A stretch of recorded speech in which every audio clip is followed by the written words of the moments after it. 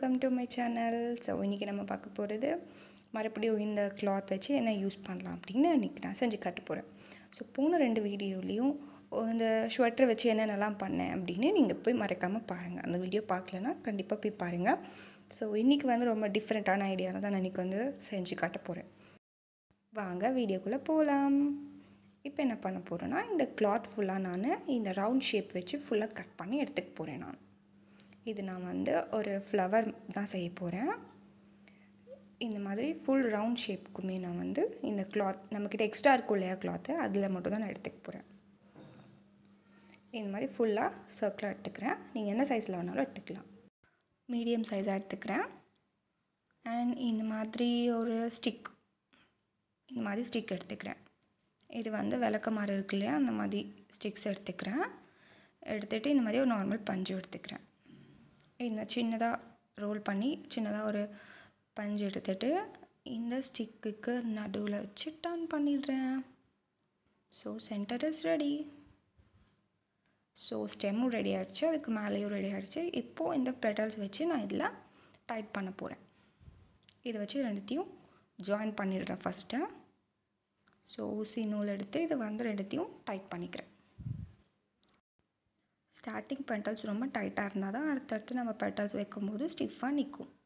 First one ரொம்ப லூஸாக இருந்துச்சுன்னா அப்புறம் எல்லாமே கீழே வர்றதுக்கு சான்சஸ் இருக்குது. இப்போ இது ஓப்பனாக இருக்குது, அந்த சைடு வச்சு தான் நான் வந்து க்ளோஸ் பண்ண போகிறேன். ஸோ இந்த மாதிரி நான் 6 பெட்டல்ஸ் எடுத்துக்கிறேன். உங்களுக்கு என்ன மாதிரி பெருசாக வேணுமோ அதை பார்த்துட்டு நீங்கள் இன்னும் கூட பெட்டல்ஸ் வச்சுக்கலாம்.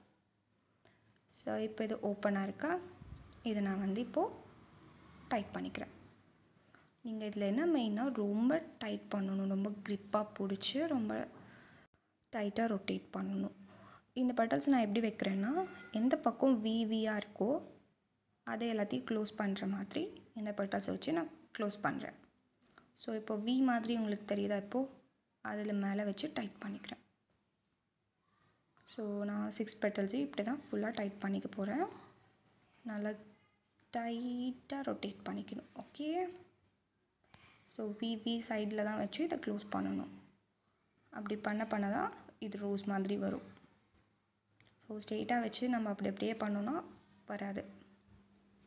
ஸோ இந்த மாதிரி எனக்கு எத்தனை ரோஸ் வேணுமோ நான் இந்த மாதிரி பண்ணிக்கிறேன். ஸோ நல்லா டைட் பண்ணிவிடுங்க. எண்டிங்கில் ரொம்ப டைட் பண்ணிவிடுங்க. அப்போ தான் ஒரு பெட்டல்ஸ் கூட கீழே விழாமல் இருக்கும். இப்போது ரெடி ஆகிடுச்சு. Roses ready. இந்த மாதிரி நான் 6 ரோஸஸ், ஆமாம் 6 ரோஸஸ் இந்த மாதிரி நான் வச்சுருக்கேன். அப்புறம் சிங்கிளாக ஃபஸ்ட்டு பார்த்தோம் இல்லையா, ஒரே ஒரு பெட்டல்ஸ் மட்டும் வச்சு அந்த மாதிரி ஒரு 5 அந்த மாதிரி பண்ணியிருக்கேன். அப்புறம் 3, அப்புறம் 2 அந்த மாதிரி வச்சுருக்கேன். இப்போ என்ன பண்ண போகிறேன்னா, இந்த ஸ்டெம் ஃபுல்லாக க்ரீன் கலரில் பெயிண்ட் பண்ணிட்டேன். ஏன்னா என்கிட்ட க்ரீன் கலர் டேப் இல்லை.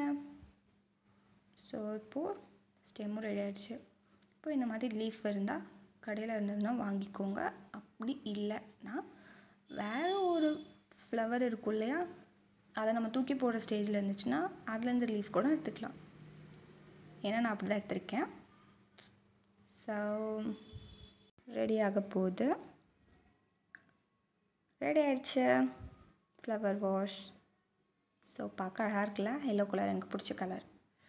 இந்த மாதிரி உங்கள்கிட்ட கிளாத் இருந்தால் மறக்காமல் செஞ்சு பாருங்கள். இது எப்படி இருக்குதுன்னு கீழே மறக்காமல் கமெண்ட் பண்ணுங்கள். ஸோ இந்த மாதிரி ஒரு கிளாத் இருந்துச்சுன்னா, ஸோ இந்த கிளாத் மட்டும் இல்லை, நீங்கள் தின்னான ஒரு நல்ல கிளாத் இருந்தால் கூட நீங்கள் இந்த மாதிரி செஞ்சு பாருங்கள்.